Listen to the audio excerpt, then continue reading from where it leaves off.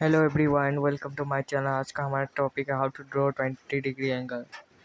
Eight first एक line draw करना होगा।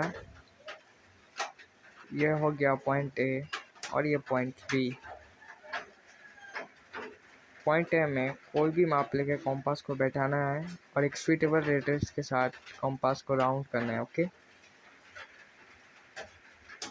कॉम्पास को चेंज नहीं करना है। यहाँ पर एक बार कट करना है, फिर एक बार यहाँ पर कट करना है। ओके, ये हो गया point P, point Q, point are.